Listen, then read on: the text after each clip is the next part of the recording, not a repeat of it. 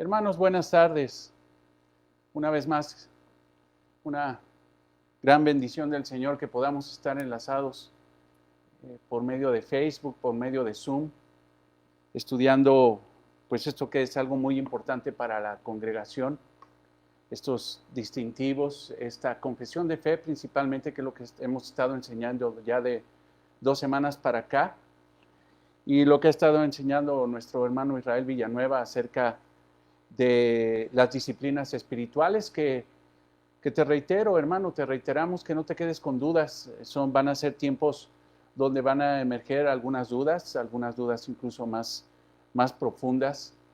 Pero vaya, queremos animarte a que te conectes, preguntes. Recuerdo ese pasaje que estudiamos hace poco acerca de Juan el Bautista, ese teólogo profundo, ese profeta del Antiguo Testamento, ese hombre que Jesucristo lo reconoció como un gran hombre de Dios y que sin embargo tuvo dudas y tuvo la certeza de mandar a 2 discípulos para preguntar si realmente Jesucristo era el Mesías o habría que esperar algún otro. Y creo que es normal que tengamos dudas. Lo que hay que hacer es preguntar, mandar y preguntar, no quedarse con la duda. Juan el Bautista fue sabio y preguntó, y debemos de tener esa misma sabiduría que tuvo Juan el Bautista. Si tenemos alguna duda del Evangelio, de nuestra confesión de fe, de los distintivos, pregunta por favor, pero no te quedes con la duda, porque es sumamente importante que profundicemos en el conocimiento de la palabra, que tengamos bien entendido en nuestra confesión de fe, la confesión de fe de palabra abundante y los distintivos. En un ejercicio de honestidad te comento que incluso como lo has visto, si ya descargaste la confesión de fe, esta confesión de fe no es hecha por nosotros, no es hecha por tu servidor, no es hecha por ninguna persona de la congregación, sino que es una confesión de fe que nosotros nos ceñimos, que es la confesión de fe de una iglesia que se llama Grace Community Church en Estados Unidos.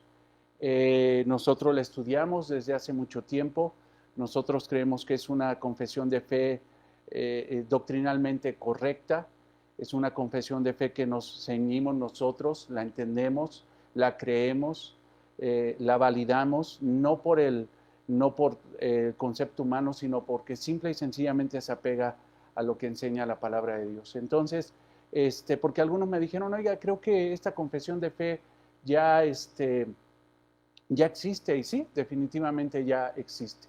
Y en un ejercicio honesto, hermanos, hablando de lo que son la iglesia reformada, porque muchos no entienden, ¿no?, el concepto de iglesia reformada, creen que es la iglesia que sigue a Calvino, a Lutero, a San Agustín, la iglesia que surgió en el momento de la Reforma, en el momento de que Lutero clavó las 95 tesis en la capilla allá en Inglaterra. La realidad es de que no es así. Westminster, recuerdo, Westminster. No es así. La iglesia reformada es la que se apega a las confesiones de fe. Desde el credo de los apóstoles hasta la confesión de Westminster e incluso a la confesión de fe de esta iglesia Grace Community Church. Son confesiones de fe que se han hecho históricamente a través de la historia de la iglesia y que justamente se apegan a lo que es la enseñanza de la palabra de Dios. Una iglesia reformada es la que se apega a las confesiones de fe y nosotros somos una iglesia reformada porque nos apegamos a esas confesiones de fe que están fundamentadas en la palabra de Dios. Entonces, dicho esto, yo te pido por favor que oremos. No tengo ahorita peticiones de oración, ya no han mandado peticiones. Te animo a que mandes petición. Hemos entendido que el poder no es del hombre, la oración no es para el hombre, sino que debemos de entender que Dios es el que tiene el poder y la oración es hacia Dios. Pero te pido que oremos en este momento por necesidades generales de la iglesia y por esta enseñanza que vamos a tener el día de hoy. Te amamos, Padre, y te damos gracias porque a través de tu Hijo podemos presentarnos delante de ti. no como penitentes, sino como hijos amados, aceptados por el Padre a través de Jesucristo. Te damos gracias, Señor, porque somos salvos, y no por nosotros, Señor, sino por Cristo, que murió en la cruz por nuestros pecados. Gracias, Señor, por hacer esa obra cuando nosotros, Señor, no lo buscamos. Cuando nosotros estábamos extraviados, estábamos muertos en nuestros delitos y pecados. Pero tú tuviste misericordia de nosotros y enviaste a tu Hijo para salvarnos. Nos redarguiste a través de tu Espíritu. Hiciste la obra de salvación en nosotros y ahora estamos posicionados por gracia, Señor, delante de ti. Fuimos justificados, fuimos santificados, Señor. Estamos delante de ti a través de tu Hijo y por eso, Señor, nos amas y nos aceptas. Gracias, Señor, porque podemos orar con libertad al Padre, porque tú eres nuestro Padre bueno, Señor, que está en el cielo. Gracias, Señor, porque podemos orar y pedirte por las necesidades de nuestra congregación, de cada hermano, de cada hermana, Señor, de Palabra Abundante. Aún, Señor, por cada hermano, hermana de otras congregaciones que fielmente, Señor, te buscan, que fielmente, Señor, Padre, son guiados por el Espíritu Santo. Te pedimos, Dios, que nos sigas, Señor, abriendo el entendimiento a través de estas circunstancias difíciles, pero sin embargo, Señor, podemos llevarlas porque estamos en el Espíritu, porque conocemos, Señor, y somos entendidos de lo que está pasando, porque, Señor, no somos extranjeros ni advenedizos, sino estamos en el hueco de tu mano, somos tus hijos, y tú nos guardas y tú nos cuidas, Señor. Gracias porque podemos levantar oración y decirte gracias aún en medio de la enfermedad, en medio de la carencia, en medio del dolor y el sufrimiento, Señor, que aún nos puede impactar como cristianos, pero tenemos esperanza, Señor, de que todo esto, Señor, pasará, porque esto es momentáneo y pasajero, porque nosotros, Señor, no somos de este mundo, porque nosotros somos tuyos, Señor, y nuestro corazón, Señor, ya está proyectado en la eternidad. No nos detenemos, Señor, en circunstancias, Señor, de este mundo, porque nosotros, Padre, tenemos la esperanza de la vida eterna.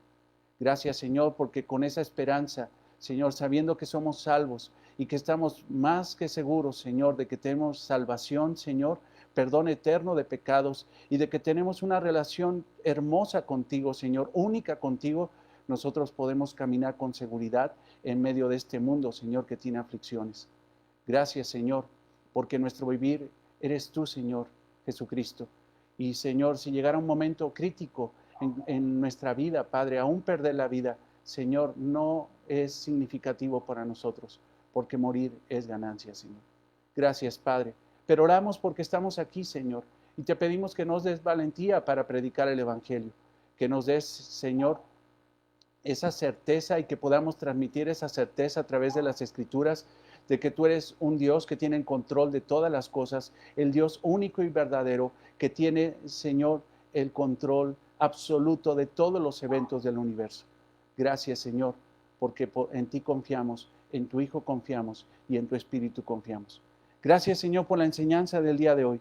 Gracias, Señor, porque podemos entender, Padre, y te pedimos, Señor, que aún, Señor, abras aún más nuestro entendimiento para poder entender la gloria de Cristo en nuestra vida, la gloria de Cristo en nuestra iglesia, la gloria de Cristo sobre todas las cosas.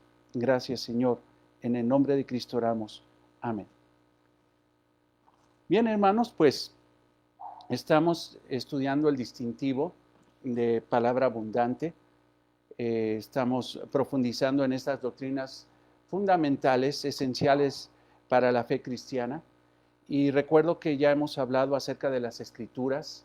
Hablamos la semana pasada de Dios Padre y nos quedamos un poquito más allá de la mitad de la doctrina de la segunda persona de la Trinidad, que es Jesucristo, Dios hecho carne. Bien, recuerdo que nos quedamos en esas facetas y en esa labor de nuestro Señor Jesucristo, porque Cristo se encarnó. Y Jesucristo se encarnó primeramente, lo hablamos la semana pasada, para revelar a Dios. Solamente pudimos conocer al Padre cuando el Hijo descendió y estuvo entre nosotros. Juan 14, 8, 10, ¿recuerdas que leímos que Felipe le dijo al Señor, muéstrame al Padre y nos basta? O sea, él estaba esperando todavía una revelación más, una teofanía del Padre que Cristo pidiera esa revelación al Padre, mas Jesús le dijo, tanto tiempo hace que estoy con vosotros y no me has conocido, no me has conocido, Felipe. El que me ha visto a mí, ha visto al Padre. ¿Cómo pues dices tú, muéstranos al Padre? Entonces ahí vemos una realidad de que Cristo se encarnó para mostrarnos al Padre, para revelar al Padre. El que conoce al Hijo, conoce al Padre. Eso es una realidad doctrinal contundente. ¿Por qué? Porque lo hemos estado enseñando, Jesucristo es Dios. Esto es fundamental en la fe cristiana. No podemos decir otra cosa. Desafortunadamente muchos ven a Jesucristo como una esencia distinta al Padre, pero no podemos verlo así. Jesucristo es esencialmente Dios. Jesucristo es Dios. Jesucristo es Dios. Y lo hemos estado enseñando desde la semana pasada, incluso desde hace tiempo ya en la congregación, estas realidades bíblicas. Otro motivo por el cual Jesucristo se hizo carne, Dios se hizo carne y estuvo entre nosotros para gobernar sobre el reino de Dios. Salmo 2, 7, 9, si me acompaña, Salmo 2, 7, 9. Y dice el segundo salmo del Salterio, el Salmo 2, versículo 7, yo publicaré el decreto. Jehová me ha dicho, mi hijo eres tú, yo te engendré hoy.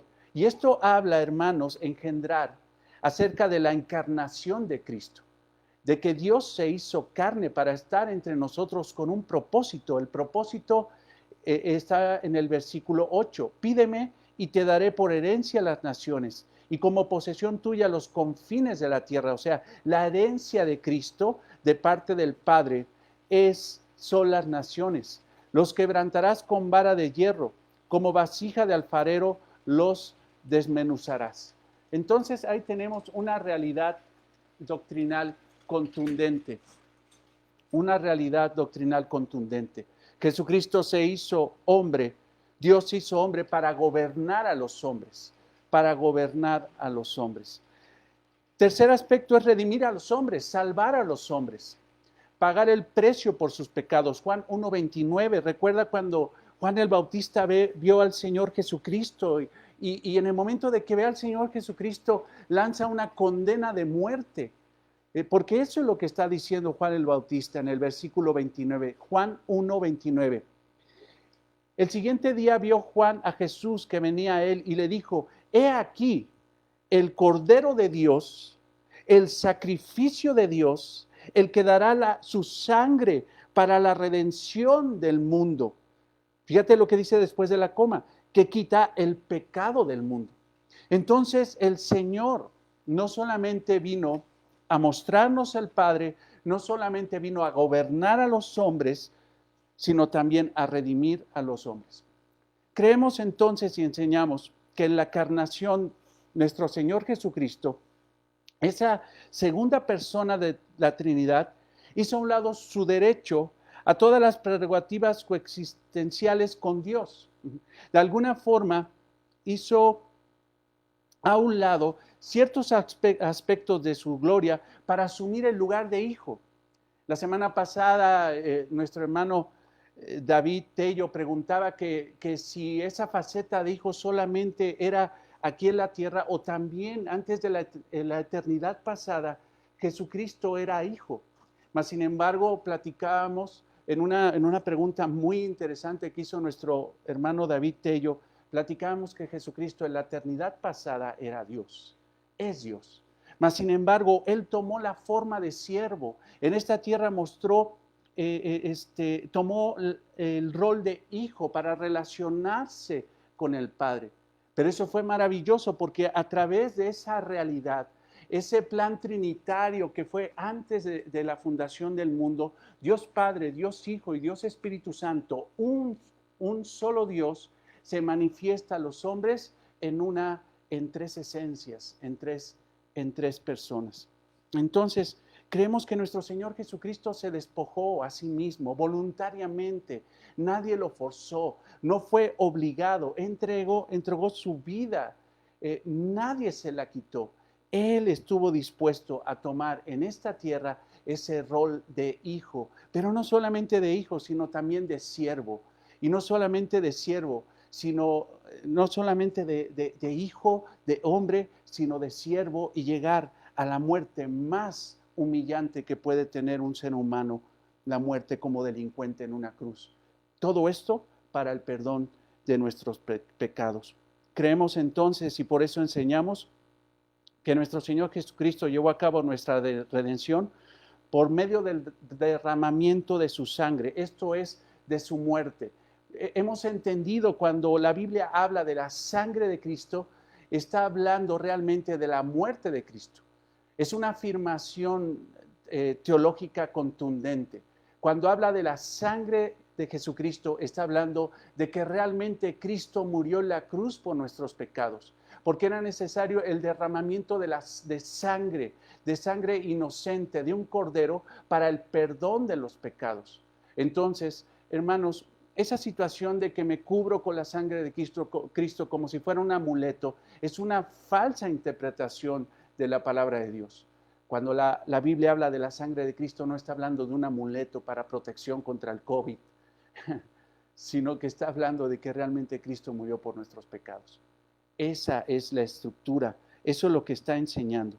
Entonces, a través del derramamiento de su sangre, de su muerte sacrificial en la cruz, y su muerte, esa muerte real, esa muerte histórica, realmente lo dice Pablo en 1 Corintios 15, como dice las Escrituras, Cristo realmente murió por nuestros pecados, realmente derramó su sangre, y ese derramamiento de su sangre fue voluntaria, su muerte fue voluntaria, fue vicaria, fue en el lugar de nosotros, en representación de nosotros, fue sustitutiva, tomó nuestro lugar, propiciatoria, fue propicio, fue aceptado, fue único, fue aceptado por el Padre, y fue redentora, porque realmente fue el instrumento que Jesucristo tomó, que Dios tomó para poder salvarnos. Te pido para ver esta situación de voluntaria, Juan 10:15, vayamos ahí.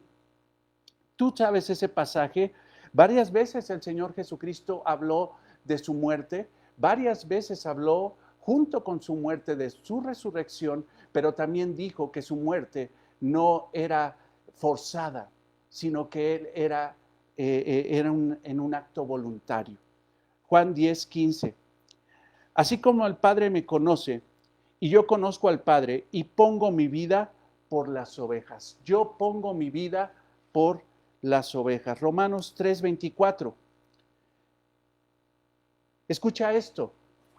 Es más, si me acompañan, creo que voy muy rápido, ¿verdad? Entonces, Romanos 3:24. Se me olvida que estoy enseñando, no estoy predicando. Romanos 3:24. Y es bien necesario, hermanos, que podamos preguntar.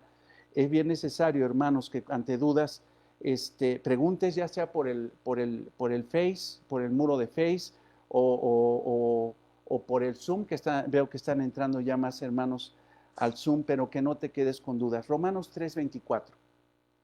Siendo justificados, esto es, declarados justos, gratuitamente, fue de gracia, gratuitamente por su gracia, mediante la redención, el rescate de nuestro Señor Jesucristo, que es en Cristo Jesús, a quien Dios puso como propiciación, o sea, un sacrificio acepto delante de Él, por medio de la fe en su sangre, esto es, su muerte, para manifestar su justicia a causa de haber pasado por alto en su paciencia los pecados pasados. Entonces, el sacrificio de nuestro Señor Jesucristo fue gratuito, realmente nos justificó, nos redimió, nos rescató y fue propicio. ¿Esto qué quiere decir toda esta expresión maravillosa de Romanos 24? Que realmente el sacrificio de nuestro Señor Jesucristo fue propiciatorio, fue redentor, fue sustitutivo. Romanos 5:8. Romanos 5:8. Tú conoces la estructura de este hermoso versículo. Romanos 5:8. Mas Dios muestra su amor para con nosotros, que siendo aún pecadores, de repente hay hermanos que dicen que ya no son pecadores. Pero aquí está diciendo siendo aún pecadores, porque seguimos siendo pecadores. Pero sin embargo, siendo pecadores y siendo aún pecadores, Cristo murió por nosotros. O sea, teníamos que morir nosotros. Éramos pecadores y seguimos siendo pecadores. Y el castigo del pecado era muerte. Nosotros teníamos que haber sido ejecutados, puestos en la cruz por nuestros delitos, por nuestros pecados delante de Dios. Mas, sin embargo, Jesucristo murió por nosotros. Fue ese sustituto que tomó nuestro lugar en la cruz. Primera de Pedro 2:24. Quien llevó él mismo nuestros pecados. Él llevó nuestros pecados en su cuerpo sobre el madero, para que nosotros, estando muertos a los pecados, vivamos a la justicia, y por cuya herida fuimos sanados. Seguramente este pasaje de 1 Pedro 2:4 te recuerda otro pasaje del Antiguo Testamento, que es Isaías 53. La estructura es muy similar. Y si te fijas, aquí termina diciendo, por cuya herida fuiste sanados. Y muchas veces se cree, cuando no tiene uno una lectura correcta de la palabra de Dios, cuando no hace uno referencias cruzadas entre el Nuevo Testamento y el Antiguo Testamento, cuando no va uno a referencias cruzadas dentro del mismo Antiguo Testamento, porque para entender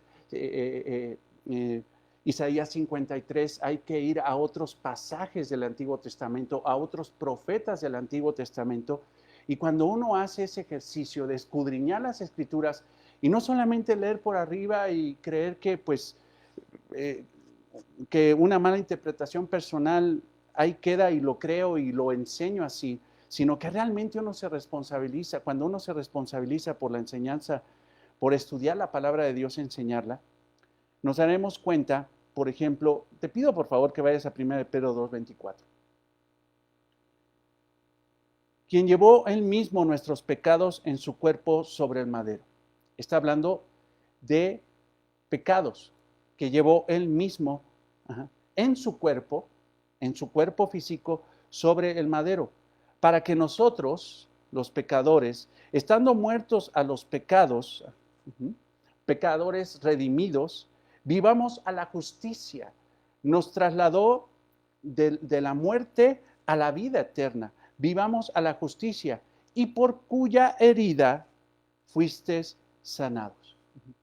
Por medio de la herida de muerte de Cristo, por medio de que Cristo realmente murió en la cruz por nuestros pecados, por esa herida de muerte, fuimos nosotros sanados. Pero esto no implica sanidad física, porque el versículo no está hablando de sanidad física, ni siquiera Isaías 53 habla de sanidad física, sino de sanidad espiritual, de la peor herida, de la peor enfermedad que tiene el ser humano, que se llama pecado, no COVID. No podemos agarrar este versículo para decir que por la llaga del Señor Jesucristo, por la herida de Cristo, nosotros somos sanados y no nos va a pasar nada, y decir locuras como lo está pasando en Miami y en otros lugares de Estados Unidos, donde dicen que no se puede utilizar tapabocas porque Jesucristo nos dio aliento de vida y un tapabocas es obstrucción a la promesa de Cristo de que tenemos aliento de vida y que por la llaga de Cristo somos curados y me cubro con la sangre de Cristo. Esas cosas no son reales, son mal enseñadas culturalmente, pero me he dado cuenta tan arraigadas en el corazón de los hermanos, tan arraigadas, porque creen una mentira y se siguen con la mentira. Lo más desafortunado es que uno los exhorta a leer y no quieren. Por eso es importante que entendamos la confesión de fe, porque la confesión de fe es apegada a lo que dice la palabra de Dios. Tenemos que marginar todas esas creencias falsas, de malas enseñanzas del pasado, culturales, evangélicas incluso, que están permeadas en la cultura evangélica, pero que no son bíblicas, Enseñamos, porque lo vemos en la palabra de Dios, que debido a que la muerte de nuestro Señor Jesucristo fue eficaz, el pecado El pecador que cree en nuestro Señor Jesucristo fue liberado del castigo, la paga, el poder y un día de la presencia misma del pecado. Te lo vuelvo a decir. Creemos y enseñamos que debido a que la muerte de nuestro Señor Jesucristo fue eficaz, o sea, esto realmente fue propiciatoria, fue aceptada por Dios, fue enteramente completa, 100% efectiva. El pecador que cree en Cristo, el pecador que cree en el sacrificio de nuestro Señor Jesucristo, que pide perdón de pecados y que cree en el Señor Jesucristo como el único medio de salvación, ese hombre, esa mujer es librado del castigo, de la paga, el poder y un día de la misma presencia del pecado. Y que él es declarado justificado, y se le otorga vida eterna y es adoptado en la familia de Dios. Eso lo puedes ver incluso si tú ya descargaste la confesión de fe. En Romanos 3:25 lo puedes estudiar en Romanos 5:8, 9, segunda a los Corintios 5, 14, 15 y primera de Pedro 2:24, 3, 18. Te vuelvo a reiterar, descárgalo, puedes entrar a palabraabundante.org y ahí en uno de los menús vas a encontrar confesión de fe. Dale clic ahí y vas a encontrar la confesión de fe completita e incluso si la quieres consultar ahí, la puedes ver y si no, hasta la puedes cargar en formato PDF para que la puedas tener en un dispositivo móvil, imprimirla, pero te pido por favor que estudies la confesión de fe. Enseñamos que nuestra justificación es asegurada por su resurrección literal. O sea, nosotros fuimos justificados, declarados justos, y debemos entender una cosa, no somos justos, fuimos declarados justos porque aún somos pecadores. No podemos decir que ya no hay pecado en nosotros. No es así. Si decimos que ya no hay pecado en nosotros, estamos haciendo a Dios mentiroso, porque nosotros seguimos siendo pecadores. Obviamente nuestra relación con el pecado cambió porque ahora tenemos una relación personal con Cristo. Amamos a Cristo, amamos la santidad, amamos la palabra, amamos la ley de Dios, odiamos el pecado, no queremos pecar. Pero sin embargo, a veces en esta guerra contra el pecado nos gana, pero nos levantamos en fe creyendo que Cristo ya nos perdonó todos nuestros pecados y vamos a Él para confesar nuestros pecados y Él es fiel y justo para perdonar nuestros pecados y limpiarnos de toda maldad. Ya no amamos el pecado, tenemos guerra contra el pecado, pero a veces nos gana. Esa es una realidad. Por ello, hermanos, no somos justos. Aún no, somos justificados. El justo es Cristo y Él nos cubre con su justificación, con su justicia, con su vida justa, nos justifica. Lo hemos hablado en la congregación. Ahora, enseñamos que nuestra justificación es asegurada por su resurrección literal. Esto que es, el Señor resucitó literalmente. O sea, se levantó entre los muertos. Fue física su resurrección entre los muertos. Y que Él ahora, en cuerpo, después de haber ascendido al Padre, porque Él tuvo esa necesidad de ascender, no por el hecho simple y sencillamente de subir, porque ascensión no es un hecho simple y sencillamente de subir, sino que también la palabra de Dios dice que el que descendió, el divino que descendió, Dios que descendió, tenía que ascender a su coronación. Cuando hablamos de Cristo, de la ascensión de Cristo, de que Cristo subió al cielo, no estamos hablando de un hecho solamente de subir y perderse entre las nubes, sino que Él fue a su coronación, al reconocimiento del Padre, para que el Padre le entregara toda potestad, todo dominio, toda autoridad, como dice Mateo 28. Entonces el Señor ascendió y está a la diestra del Padre. ¿Esto qué quiere decir? Recuerda, hermanos, que hemos enseñado que la diestra de Padre no se refiere a que el Señor, Dios Padre, tiene un brazo derecho, sino se llama poder. Eso se refiere a poder, autoridad. O sea, cuando el Señor ascendió para estar a la diestra del Padre, fue a su coronación, para que Dios le diera un nombre sobre todo nombre, como dice Filipenses, y el nombre sobre todo nombre es el Señor, el amo, el rey del universo, la autoridad absoluta del universo, donde entendimos la semana pasada que Dios no se encela por eso, porque Él quiso que su Hijo, delante de los hombres, delante de la creación, delante del universo, Él fuera el rey. Entonces Jesucristo ascendió para estar a la diestra del Padre, en donde ahora Él es nuestro mediador como abogado y sumo sacerdote. Porque tenemos un Dios vivo. Él es el Rey de Reyes, Señor de Señores. Jesucristo, la segunda persona de la Trinidad, es el Rey de Reyes, Señor de Señores. ¿Esto qué quiere decir? Que Jesucristo es el Rey sobre todo Rey y es el Señor, es el sacerdote, es el juez, es ese ser divino que está reinando desde los cielos para bendecir a su pueblo y que pronto regresará. Te pido por favor que vayas a Mateo 28:6. Mateo 28:6.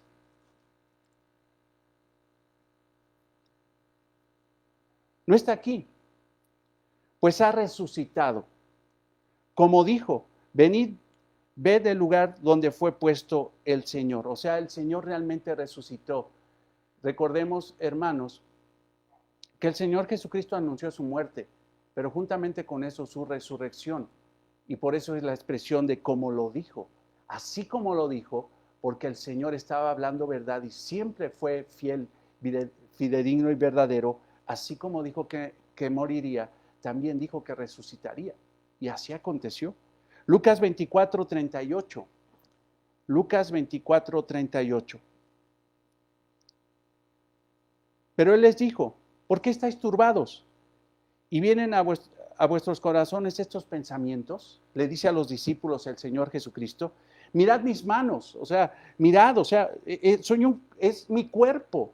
Mirad mis manos y mis pies, que yo mismo soy palpado, o sea, no soy un fantasma, como dicen los gnósticos, que Jesucristo no vino en carne, sino que era un espíritu, y que lo que vieron los apóstoles era un espíritu. No, aquí hay una realidad, palpa. Los espíritus no se pueden palpar, porque un espíritu no tiene carne ni hueso, como veis que yo tengo. Entonces nuestro Señor Jesucristo ascendió con su cuerpo, se llevó su cuerpo. No vamos a encontrar el cuerpo del Señor Jesucristo aquí porque el Señor está vivo. El Señor tiene su cuerpo. El Señor está en el trono reinando y está esperando a regresar. Y de la misma forma que ascendió el Señor, de esa forma física, nosotros veremos cómo físicamente con su cuerpo el Señor descenderá. Eso es glorioso. Hechos 2:30. Porque siendo profeta y sabiendo que con juramento Dios lo había jurado, que de su descendencia, en cuanto a la carne, levantaría al Cristo para que se sentase en su trono. Entonces, el Señor Jesucristo está levantado en carne y sentado en el trono. Romanos 4:25. Romanos 4:25. El cual fue entregado por nuestras transgresiones y resucitado para nuestra justificación. Romanos 8:34. Romanos 8:34. Cristo es el que murió, más aún el que también resucitó, el que además está a la diestra de Dios, o sea, coronado en el cielo, con autoridad y poder, el que también intercede por nosotros. Aquí ve esta línea, ve esta línea de teología pura, de cristología pura. Dice, Cristo es el que murió. Cristo realmente derramó su sangre por nosotros, más aún el que también resucitó.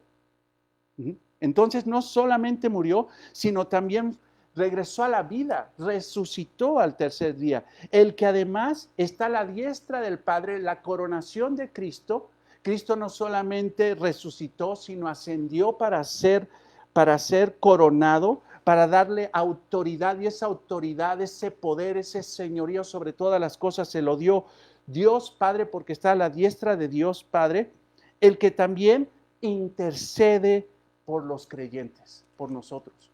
Entonces Cristo está intercediendo por nosotros, está trabajando, ejerce su ministerio todavía sobre nosotros. Hebreos 7:25, Hebreos 7:25.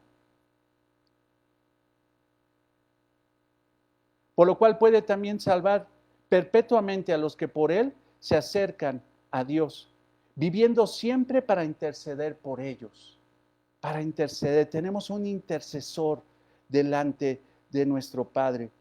Hebreos 9:24, dice Hebreos 9:24, al final, sino que en el cielo mismo, para presentarse ahora por nosotros ante Dios, como sacerdote.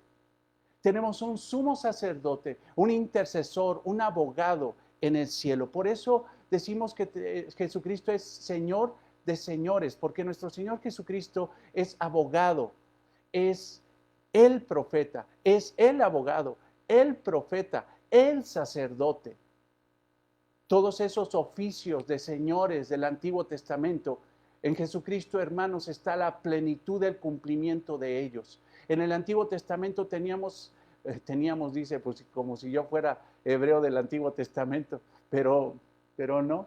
Los hebreos tenían sacerdotes que entraban a la presencia de Dios para interceder por el pueblo, como representantes del pueblo.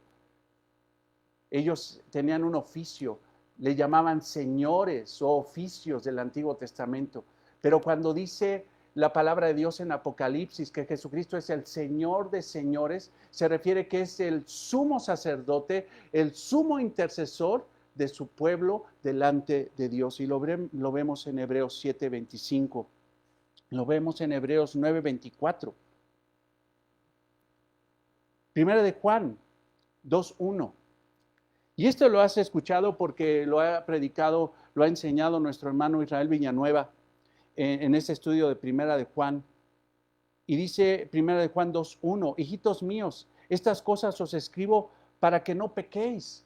O sea, está diciendo, escribo estas cosas para que no pequen, cristianos, hijitos. O sea, se está refiriendo a la iglesia cristiana, el apóstol Juan. Estas cosas les escribo, esta epístola les escribo para que no pequen. ¿Ven la realidad de que el cristiano aún peca? No por premeditación, alevosía y ventaja, sino por descuido, porque un día se le olvida quién es. Por esa necedad que de repente tenemos todavía en la carne, porque no somos carnales, pero de repente podemos descuidarnos y empezar a andar, satisfacer los deseos de la carne y olvidarnos de que tenemos que andar en el Espíritu Santo. Pero dice, hijitos míos, estas cosas os escribo, la exhortación de la palabra de Dios es para que no peques. Si lees la palabra de Dios, escuchas la voz de Cristo y te está diciendo, no peques, no peques. Y si alguno hubiere, no como actividad cotidiana, sino como algo eventual, un descuido, si alguno hubiere pecado, escucha esto, abogado tenemos para con el Padre, a Jesucristo el justo. Un abogado, un intercesor que dice delante del Padre, yo pagué por sus pecados pasados, presentes y futuros como tu hijo, como cristiano. Yo pagué por su pecado, Padre. Yo pagué la cruz por su pecado. Aún ahorita que ya está posicionado delante de ti como tu hijo, como tu hija. Yo te recuerdo, Señor, hoy te recuerdo, Padre, que los pecados de Raimundo que comete hoy, que no son pecados con premeditación, alevosía y ventaja, porque él ahora, él está posicionado en la gracia y ahora él procura avanzar y vivir una vida digna delante de Dios. Y cuando Raimundo peca, te recuerdo, Padre, yo ya pagué por él. Esa es la intercesión de nuestro Padre, de Jesucristo delante de nuestro Padre. Eso es maravilloso. Eso, hermano, debes de entenderlo, hermana, porque de repente encontramos cristianos que dicen, es que Dios no me ha perdonado. Y déjame decirte una cosa, la expresión, híjole, no quiero abundar en eso más, pero la expresión de 1 de Juan 2:1 es, si alguien anda diciendo que Dios no lo perdonó como cristiano, y que de repente no conocen el carácter de Dios que echa nuestros pecados a lo más profundo del mar, y cuando nos perdona a través de Jesucristo, que es el único medio del perdón que Dios extiende a los hombres, cuando una persona no entiende que ha sido perdonado todo, aún Jesucristo desde el cielo intercede como abogado y dice, aunque se le olvidó que tú ya le perdonaste todo, yo te recuerdo, Señor, que yo pagué por él. Y no porque el Señor, hermano, no porque el Señor no lo sepa. El Señor no necesitamos recordarle nada, pero simple y sencillamente es un acto de adoración entre Dios Padre y Dios Hijo. Es un acto de comunión, es un acto de reconocimiento de que ya se perdonó todos los pecados. Tenemos un abogado para con el Padre. Entonces creemos y enseñamos que las Escrituras dicen que la resurrección de Jesucristo de la tumba fue real. Dios confirmó la deidad de su Hijo. A través de la resurrección de su Hijo, confirmó que su Hijo es divino, que Jesucristo es Dios. Y demostró que Dios ha aceptado la obra expiatoria de Cristo en la cruz. Si Cristo no hubiera satisfacido no sé si lo dije bien, satisfecho la justicia perfecta del Padre a través de su sacrificio, si hubiera Jesucristo pecado en algo, no resucita y no es ascendido. Mas, sin embargo, la muerte de nuestro Señor Jesucristo fue real, la resurrección del Señor Jesucristo fue real, y a través de la resurrección de nuestro Señor Jesucristo, Dios Padre muestra que su santidad perfecta, su demanda perfecta delante del pecado, Jesucristo la llenó. Jesucristo lo llenó al Padre de satisfacción. Dice, este es el Cordero, este es mi Hijo. Él vivió en santidad, siendo hombre, vivió en santidad perfecta para satisfacer mi demanda. Pero también debemos de reconocer, porque la Escritura enseña que nuestro Señor Jesucristo pagó realmente por nuestros pecados. Que el Señor, su Padre, desató su ira sobre su Hijo. Desató su ira sobre su Hijo en la cruz. Cargó toda la consecuencia del pecado sobre su Hijo. Sin embargo, la santidad del Señor Jesucristo fue lo que hizo que el Padre se llenara de satisfacción a ver la obra perfecta. Cuando el Señor Jesucristo dijo, consumado es, tetelestai desde la cruz, todos los pecados, todas las profecías, todas las demandas, Padre, que tú pediste a ellos que no pudieron cumplir, yo en la cruz los cumplí todo. Tetelestai, consumado es. Y en ese momento el Señor expiró. Pero esas palabras tetelestai, esa palabra consumado es, la realidad se vio cuando Cristo resucitó al tercer día. Si no hubiera cumplido con las profecías, si no hubiera cumplido con la santidad que el Padre demandaba, y si no hubiera cargado con todos los pecados de los que creen en Él, simple y sencillamente, hermano, no hubiera resurrección. Y si no hay resurrección de los muertos, nuestra fe es vana. Y así lo dice Pablo a los Corintios. Mas, sin embargo, hermanos, cuando Cristo resucita, ese es el indicio más puro de que Dios aceptó el sacrificio. De que Dios fue satisfecho en sus demandas perfectas y justas, santas en cada una de ellas. La resurrección de Cristo es la muestra de que el Padre realmente fue satisfecho en totalidad. La resurrección corporal de Jesús también es la garantía de una vida de resurrección para nosotros, futura. Eso lo hemos estudiado en la congregación. O sea, si Cristo resucitó, también los que creemos en Cristo resucitaremos. Recuerden eso en 1 Corintios 15. Pablo, todo el capítulo habla de esa realidad, porque que dentro de la iglesia de los Corintios estaban diciendo una sección de la iglesia de los Corintios, ¿sabes qué? Cristo resucitó, sí resucitó, pero nosotros no vamos a resucitar como cristianos. Mas, sin embargo, Pablo les manda la carta contestando a esa postura errónea, doctrinal, una teología que estaba mal, y Pablo les dice, si Cristo resucitó, tengan por seguro que también los creyentes resucitaremos. Si tú me acompañas a Juan 5, 26, 29. Juan 5, 26, 29.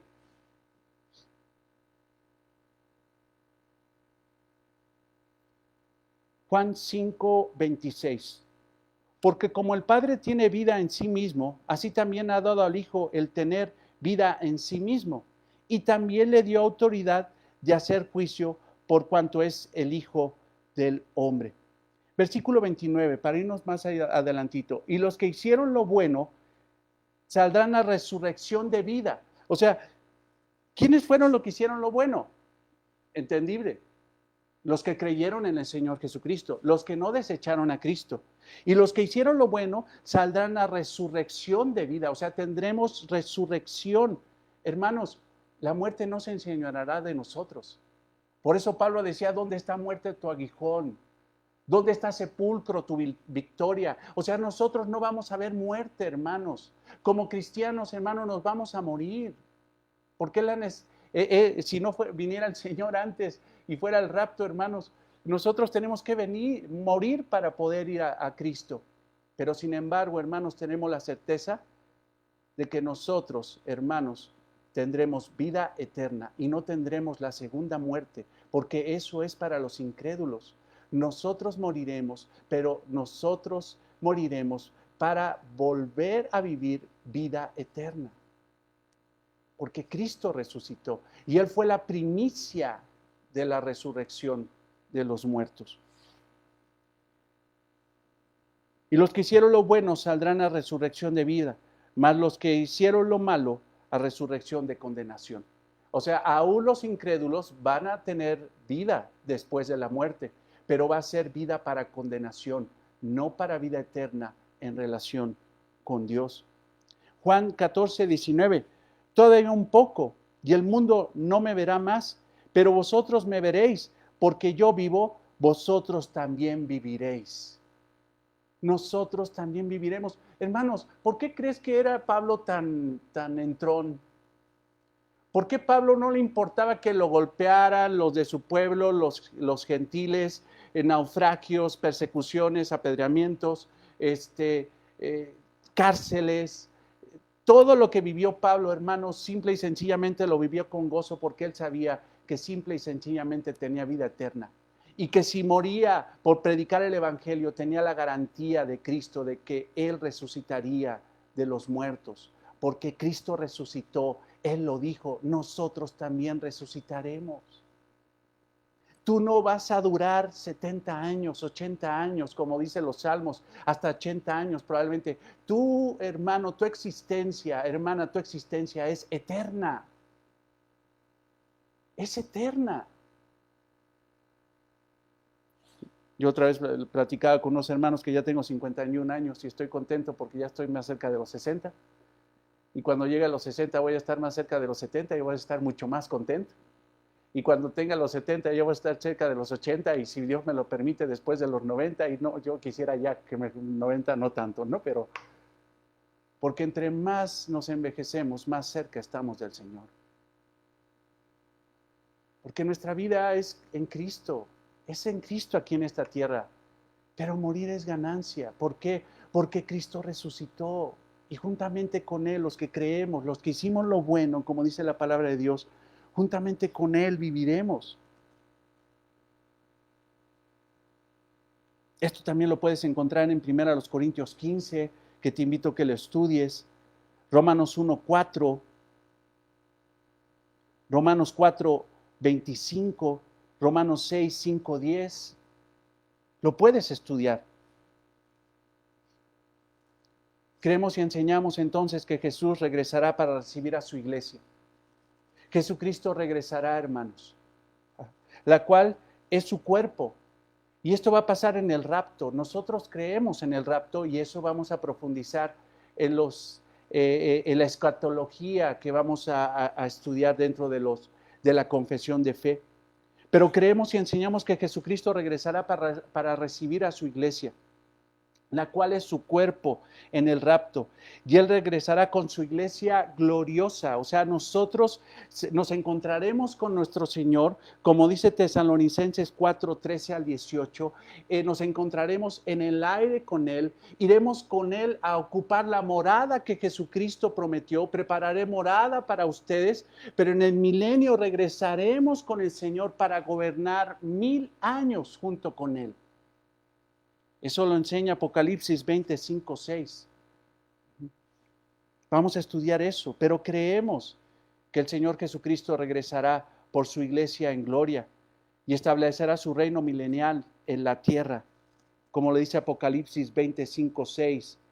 Bienaventurado y santo.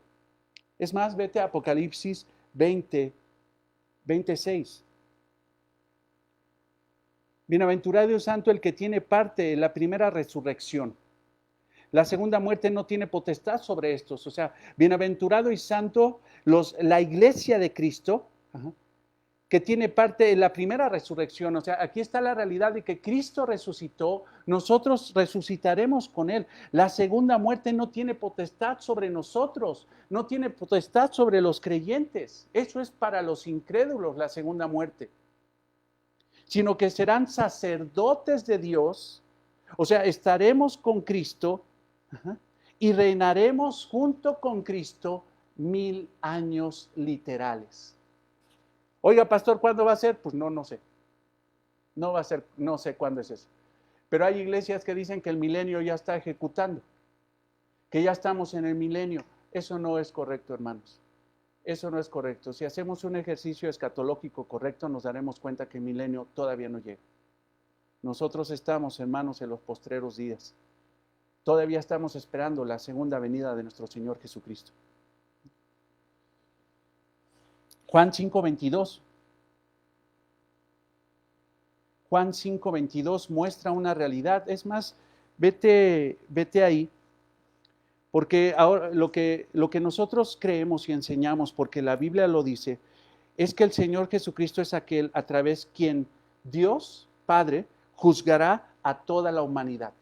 O sea, el que juzgará a toda la humanidad por designio del Padre, no es el Padre, sino es Jesucristo. ¿Por qué? Porque Jesucristo es el Rey de todos los hombres. Dios creó la tierra y creó al ser humano para la gloria de Cristo. Entonces, Cristo es el que va a juzgar toda carne, creyente o no creyente. Jesucristo es el medio de juicio que Dios escogió, Dios Padre, para juzgar a la humanidad.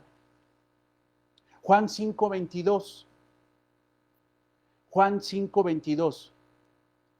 Porque el Padre a nadie juzga. Si estás ahí en Juan 5:22 dice, el Padre a nadie juzga, sino que todo el juicio dio al Hijo. Entonces, Jesucristo va a ser el juez que va a juzgar tanto a creyentes como a no creyentes. Juan 5:23, para que todos honren al Hijo como honran al Padre. El que no honra al Hijo, no honra al Padre. Jesucristo entonces es el que juzgará a todos. Hermano, hermana, tú vas a ser juzgado por Cristo. Pero no es un juicio, no es una corte judicial para decidir si eres salvo en el cielo o no. Porque la salvación se te da en esta tierra por gracia. No es un juicio para darte destino, cielo o infierno. No, porque a través de la sangre de Cristo, a través de la fe, a través de ese sacrificio perfecto de nuestro Señor Jesucristo, puso fe en tu corazón, convicción de pecados, Y tú creíste en el Señor Jesucristo en esta tierra.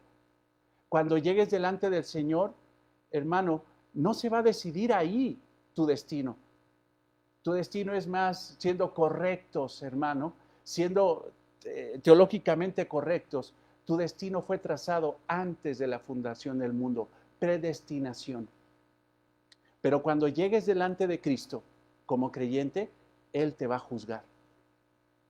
Él te va a juzgar.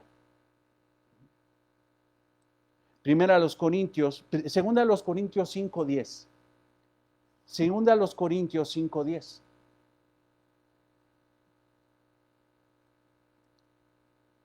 Segunda a los Corintios 5:10. Estamos estudiando la doctrina de la segunda persona de la Trinidad, que es Jesucristo.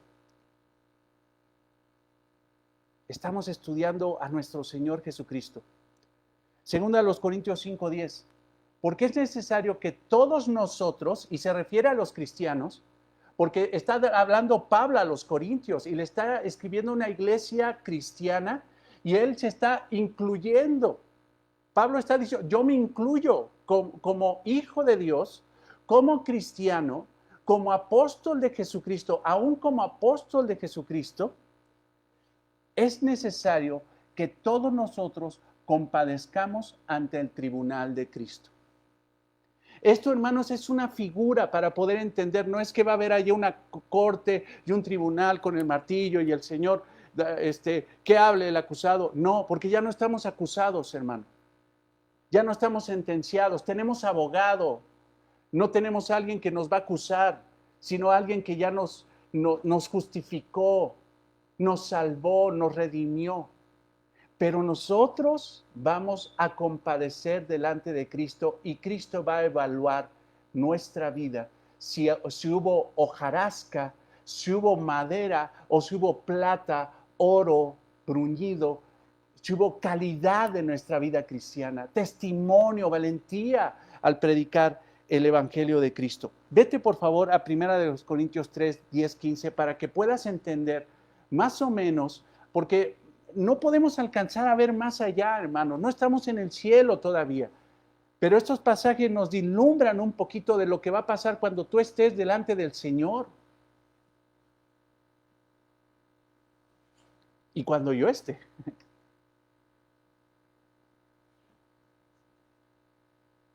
Quiero decirte algo antes de que se me olvide. A veces la gente, hermano, dice, es que si Dios es el que es soberano y el que escoge todo, y es el que diseñó todo el plan, toda la historia de la humanidad ya está escrita, entonces simple y sencillamente, pues el responsable de todo eso es Él. Si Él ya lo escribió, si Él predestinó, si Él bajo su propósito hay vasos de honra y de deshonra, si Él es el que endurece los corazones, el que eternece los corazones, si Él es el soberano que traza todas las cosas, entonces pues yo qué responsabilidad tengo. Pero hermanos, recuerda una cosa, la vida va a terminar en un juicio y eso se llama tu responsabilidad. No es que tú me predestinaste, tú me guiaste, tú decidiste toda mi vida, tú fuiste. No, tú tuviste tu responsabilidad y este juicio es una evidencia contundente que los hombres son culpables de sus actos. Porque si no fueran culpables de sus actos, no hubiera juicio. Mas, sin embargo, hermanos, tanto cristianos como no cristianos van a ser juzgados. Los cristianos en el tribunal de Cristo. Los inconversos en el gran trono blanco. 1 Corintios 3, 10, 15. Conforme a la gracia de Dios que nos ha sido dada, yo como perito arquitecto puse el fundamento. O sea, Pablo está hablando como si fuera un arquitecto, dice, puse los cimientos y otros se edificarán encima, para que cada uno mire cómo sobreedifica, o sea, cómo vive su vida cristiana. Porque nadie puede poner otro fundamento que el que está puesto. O sea, no podemos poner cimientos sobre cimientos, sino que aquí está el cimiento del Evangelio y cada quien es responsable de vivir el Evangelio conforme al amor que tenga y la fidelidad que tenga Cristo, el cual es Jesucristo. Versículo 12.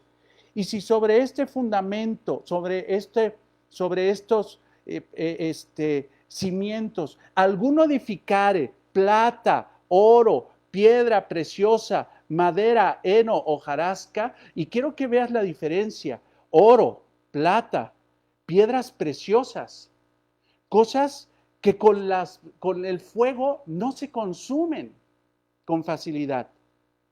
Pero la madera, el heno y la hojarasca sí se consume con facilidad. Aquí estamos hablando dos aspectos, o sea, la fidelidad a la palabra de Dios, porque hay cristianos, hermanos, que son maduros y viven para la gloria de Dios. Ellos están viviendo, edificando en oro, plata y piedras preciosas, pero hay cristianos inmaduros, esposas inmaduras, esposos inmaduros que son cristianos, pero no están viviendo un matrimonio para la gloria de Dios, y esos se están edificando con madera, heno y hojarasca, pero van a ser puestos a prueba. Se les va a pedir demanda de eso. Y la obra de cada uno se hará manifiesta. O sea, ¿en qué momento va a ser manifiesta? En el momento de que estén delante de Jesucristo, en el tribunal de Cristo. Será manifiesta. Porque el día lo declarará, pues por él fuego fue revelada, y la obra de cada cual sea el fuego la probará. Si permaneciera la obra de alguno que sobreedificó, o sea, realmente que hizo fielmente las cosas como Dios mandó, y permaneciere lo que él edificó sobre el fundamento del evangelio, recibirá recompensa delante de Cristo, delante del tribunal de Cristo recibirá recompensa. Siervo fiel y diligente, en lo poco fuiste fiel, en lo mucho te pondré.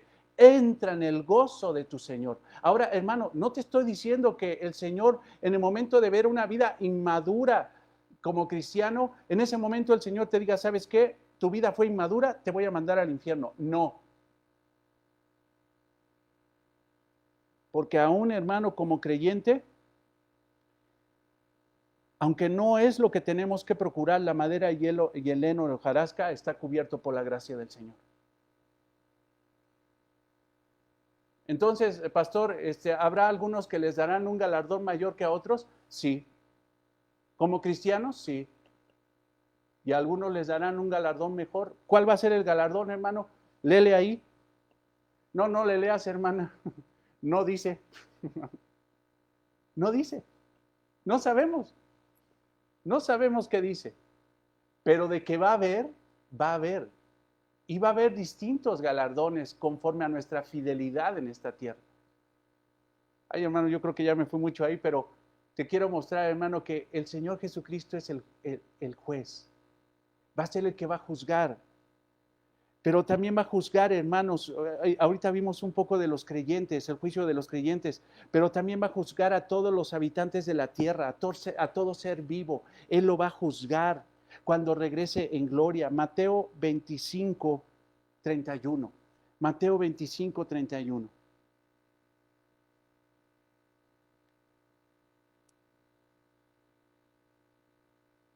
Cuando el Hijo del Hombre venga en su gloria, el Hijo del Hombre es Jesucristo y todos los santos ángeles con él, porque ellos van a hacer, van a hacer la separación quirúrgica entre trigo y cizaña, entre cabras y ovejas.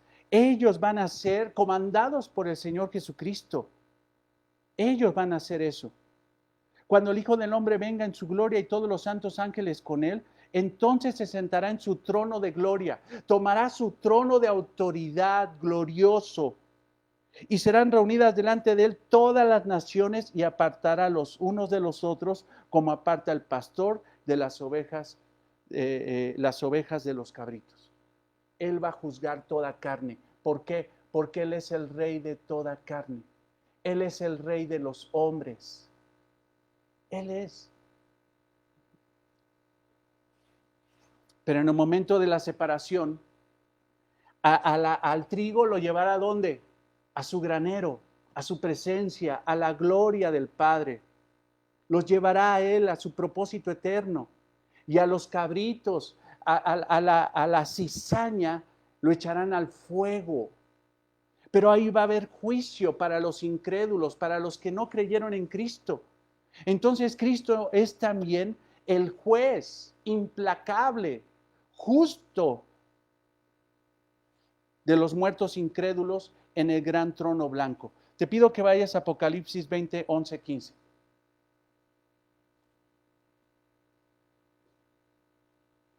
Apocalipsis 20, 11, 15. Y esta es lo que vio Juan cuando el Señor lo inspiró, el Espíritu Santo lo inspiró para escribir Apocalipsis. Y dice, y vi un gran trono blanco, el que estaba sentado en él, de delante del cual huyeron la tierra y el cielo, y ningún lugar se encontró para ellos. Y vi a los muertos grandes y pequeños de pie ante Dios. Quiero que veas aquí que dice, está ese trono blanco y quien está sentado en él, quien está delante de estos muertos grandes y pequeños, es el Señor Jesucristo. Y estos grandes y pequeños son los que van a ser condenados por la incredulidad de no creer en Jesucristo. Están de pie delante de él. Esto implica un juicio.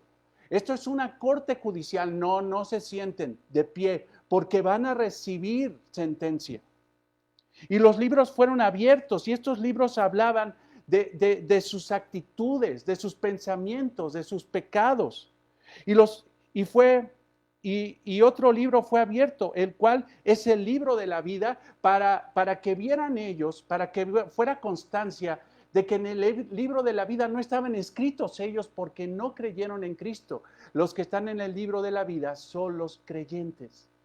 Mas este libro fue abierto nada más como testimonio de que no estaban en ello, y en los otros libros los acusaban de no haber creído en Cristo. Y fueron juzgados los muertos por las cosas que estaban escritos en los libros. O sea, todos los actos, los pecados, los pensamientos, las palabras blasfemas en contra de Cristo, esa realidad de que no vivieron para Cristo estaba registrado judicialmente. Ahora sí que papelito habla. Tú fuiste. Y el mar entregó a los muertos, o sea, habla de una totalidad, y la muerte y el Hades entregaron los muertos, o sea, todos fueron puestos delante del gran trono blanco, delante de Cristo, y fueron juzgados cada uno según sus obras. No fui, ahí está registrado en los libros. Y la muerte y el Hades fueron lanzados al lago de fuego. Esta es la muerte segunda. Y el que no se halló escrito en el libro de la vida, que no estaba escrito su nombre en el libro de la vida por no haber creído en Cristo, fue lanzado lanzado al lago de fuego. Jesucristo es el juez. Él juzgará toda carne, tanto creyente como no creyente. A los creyentes, para darles galardón conforme a su fidelidad y madurez en el Evangelio. A los inconversos, para darles juicio y condena por su incredulidad y su rebeldía delante de Dios. Entonces, Cristo es el único mediador entre Dios y los hombres. Enseñamos eso y creemos, porque la palabra de Dios lo dice. Primera a Timoteo 2:5. Porque hay un solo Dios y un solo mediador entre Dios y los hombres, Jesucristo, hombre. Y el énfasis es fuerte, Jesucristo, hombre, Dios hecho carne, Dios entre nosotros, Emmanuel, Jesús, el Señor. Él es el único intercesor entre Dios y los hombres. No es María, no son los santos, no es tu tío que ya está en el cielo, que dice, ay tío, dile a Dios que me haga el milagro. No, el único intercesor es Jesucristo, y a Él le tenemos que pedir, y a Él nos tenemos que humillar.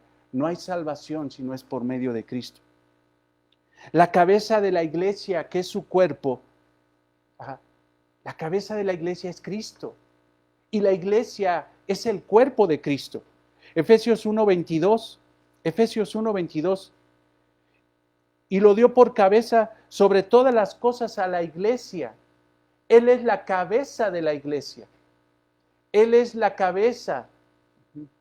Él es la autoridad de la iglesia. Efesios 5:23 también lo dice, así como Cristo es cabeza de la iglesia, la cual es su cuerpo y Él es su Salvador. Él es la cabeza de la iglesia. También lo puedes ver en Colosenses 1:18. Jesús es el Rey universal venidero. Jesús vive y reina y va a regresar. Él es el que reinará el trono de David. Isaías 9:6. Isaías 9:6. Es el Rey universal. David era rey y las promesas que le dieron a David fueron escatológicas, porque de la descendencia de David, uno que saldría del linaje de David sería el Rey eterno, no David. Había uno mayor que David. Isaías 9:6. Porque un niño nos es nacido, hijo nos es dado, el principado sobre sus hombros, el reinado sobre sus hombros, y se llamará su nombre admirable, consejero, Dios fuerte. Jesucristo es Dios, Padre eterno, príncipe de paz. Él es el heredero, Él es el Rey universal. Lucas 1:31. Lucas 1:31. Y ahora concebirás en tu vientre y darás a luz a un hijo y llamarás su nombre Jesús. Lucas 1:31. Este será grande y será llamado Hijo del Altísimo. El Señor Dios le dará el trono de David, su padre. O sea, ese reinado, ese rey que esperaban los judíos, es Jesucristo. Es el Rey de reyes, Señor de señores. El Señor Dios le dará el trono de David su padre y reinará sobre toda la casa de Jacob para siempre y su reino, escucha, no tendrá fin. Un reinado eterno. Eso no pasó con David y eso no pasa con un hombre, un rey sencillo, un hombre hecho rey. Tenía que ser Dios hecho hombre, verdaderamente Dios, el heredero del trono de David, el que reinará desde lo alto de Jerusalén, reinará a las naciones con justicia, con paz, equidad, con santidad, con verdad. Él es Jesucristo, nuestro Dios, y Él regresará a cumplir esta promesa. Él regresará. Él es el juez que tiene la última palabra. ¿Cuántas veces hemos dicho, pues eso dirá el médico, pero la última palabra la tiene Dios? Eso lo dirá esta persona, pero la última palabra la tiene Dios. Y en parte es cierto. Mas sin embargo, como juez, nuestro Señor Jesucristo tiene la última palabra de todos aquellos que no confían en Él.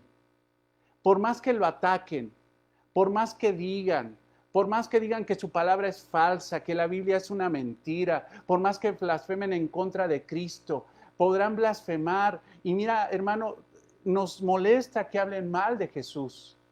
Nos molesta que hablen mal de su palabra. Nos molesta que hablen mal de su iglesia. Pero sin embargo, hermanos, nosotros debemos estar en la misma faceta que nuestro Señor Jesucristo hoy. Hoy nuestro Señor Jesucristo, hermano, está salvando pecadores.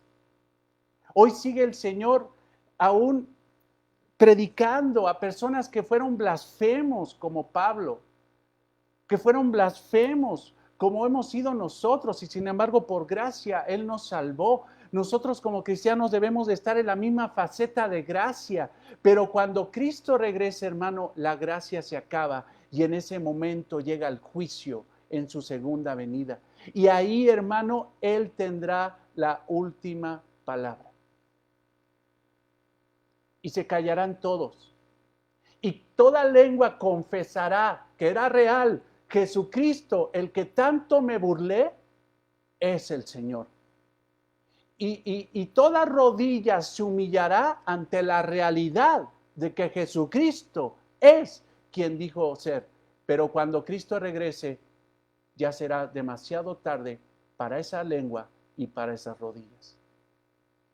Es hoy, porque la última palabra la tiene Él. Él es el juez que tiene la última palabra de todos aquellos que no confían en Él como Señor y Salvador. Hechos 17:31.